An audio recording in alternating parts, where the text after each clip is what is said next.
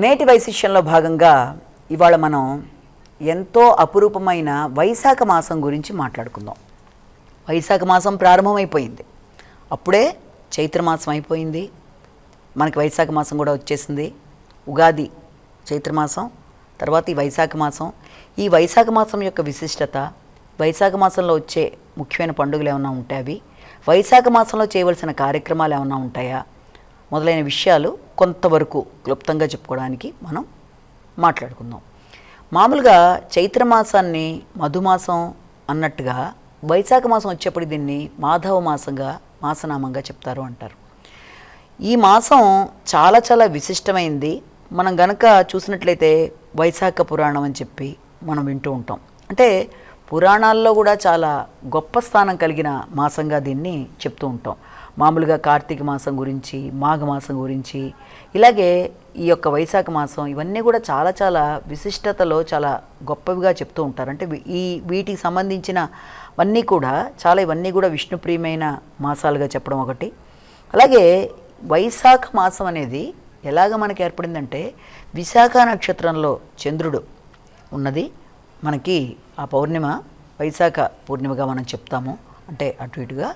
అలాగే ఈ యొక్క వైశాఖ మాసంలో మనకి సాధారణంగా ఎన్నో రకాలైన మంచి మంచి కార్యక్రమాలన్నీ చేస్తూ ఉంటారు. అంటే శుభకార్యాలకి, మంచి కార్యక్రమాలకి, తర్వాత పురాణ కార్యక్రమాలకి, పుణ్య కార్యక్రమాలకి అన్నిటికీ కూడా మనం ఈ యొక్క వైశాఖ మాసాన్ని చెప్పుకుంటూ ఉంటాం. ఇది విష్ణుమూర్తికి అత్యంత ప్రియమైన మాసంగా చెప్తారు. అంటే ఈ మాసంలో చేసే స్నానాది కార్యక్రమాలు కానీ, మొత్తం ఏడు నదులైన మనకి గంగా, యమున, సరస్వతి, కావేరి, వీటిలల్లో చేసినంత ఫలితం ఉదయం పూట మనం ఇంట్లో అవకాశం ఉంటే అక్కడికి వెళ్ళి చేయొచ్చు నదీ స్నానం, లేకపోతే ఇంట్లో చేసిన వాటి యొక్క ఫలితాన్ని సూర్యోదయానికంటే ముందే చేసుకోవడం అనేది ఒకటి, అలా విశిష్టత చెప్తూ ఉంటారు. అలాగే ఈ వైశాఖ మాసంలో లక్ష్మీనారాయణలను పూజించడం కూడా చాలా విశిష్టత. ఈ మాసమంతా కూడా విష్ణుమూర్తిని తులసితో పూజించడం అనేది చాలా చాలా గొప్ప విషయంగా చెప్తారు, దేవుడి యొక్క కటాక్షం పొందడానికి. అలాగే వైశాఖ పురాణం, అలాగే ఈ మాసంలో చేసే దానాలు కూడా ఉంటాయి. అంటే మామూలుగానే ఈ మాసంలో చేసే దానాల్లో ఇది సమ్మర్లో వస్తుంది. సరిగ్గా ఈ వైశాఖ మాసం జనరల్గా సూర్యుడు ఉచ్చలో ఉన్నప్పుడు, అంటే జనరల్గా ఆ సమయంలో ఇది రావడం, అంటే బాగా ఎండవేడిమి కూడా చాలా అధికంగా ఉంటుంది.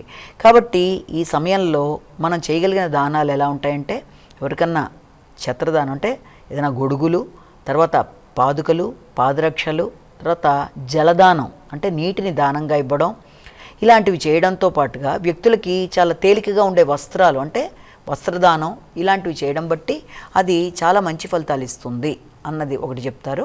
అలాగే ఈ యొక్క వైశాఖ మాసంలో వైశాఖ పురాణాన్ని వినడం ఒకటి, అలాగే ఈ యొక్క స్నానాలు చేయడం, దానాలు చేయడం, ఉపవాస కార్యక్రమాలు, అలాగే మంచి మంచి కార్యక్రమాలన్నీ కూడా ఇప్పుడు దీంట్లోనే మనకి వచ్చే ఫెస్టివల్స్ కూడా ఎలాంటివి వస్తాయంటే, ముఖ్యంగా ఈ వైశాఖ మాసంలో మనకి ఈ యొక్క త్రేతాయుగంలాగా ప్రారంభంగా కూడా దీన్ని చెప్తుంటారు. ఎప్పుడు అది అక్షయ తృతీయ అని చెప్పి వస్తుంది మనకి.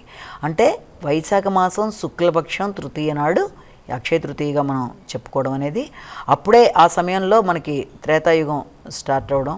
అలాగే పరశురామ జయంతి, అలాగే దీంతో పాటుగా ఇదే నెలలో మనకి మోహిని ఏకాదశి అనేది రావడం, ఇదే సమయంలో మనం ఈ యొక్క పద్మావతి పరిణయం అనేది, తర్వాత అన్నవరం సత్యనారాయణ స్వామి యొక్క కళ్యాణం, ఈ వైశాఖ మాసం శుక్లపక్షం దశమి ఏకాదశి తిథుల్లో ఈ యొక్క కళ్యాణోత్సవాలు లాంటివి ప్రారంభాలు.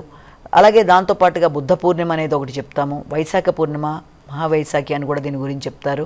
అలాగే ఇదే దాంట్లో మన శంకరాచార్యుడికి సంబంధించినది, తర్వాత రామానుజాచార్యులకు సంబంధించి వాళ్ళకి సంబంధించినవన్నీ కూడా ఇదే సమయంలో మనం చెప్పుకోవడం అనేది.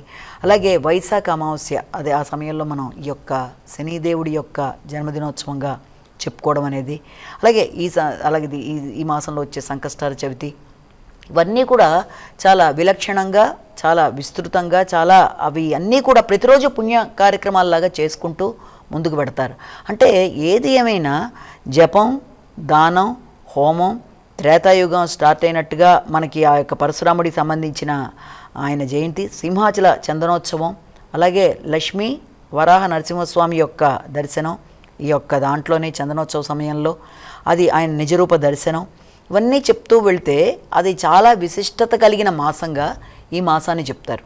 కాబట్టి వైశాఖ మాసంలో ప్రతిరోజు చాలా విశిష్టమైన రోజే, ప్రతిదీ పండగే, ప్రతిదీ కూడా ఆచరించదగిందే.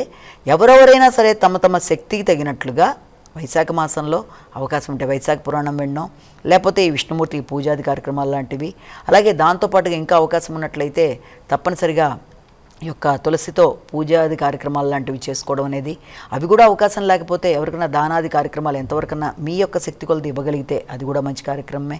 ఇలా ఎన్నో రకాల సమాహారంగా ఈ యొక్క వైశాఖ మాసాన్ని చెప్పుకుంటారు. కాబట్టి ఈ వైశాఖ మాసం వాటి నుంచి ప్రారంభమైంది కనుక మనం ముందు ముందు అంటే ఈ మాసంలో వచ్చే పండుగలు, వాటి విశిష్టతలు, అలాగే వాటితో పాటుగా మనం వెళ్ళగలిగిన ప్రదేశాలు, చూసిన ప్రదేశాలు అవన్నీ కూడా వివరంగా చెప్పుకుంటూ మనం ముందుకెళ్ళి వైశాఖ మాసాన్ని మనం కూడా చక్కగా చేసుకుందాం.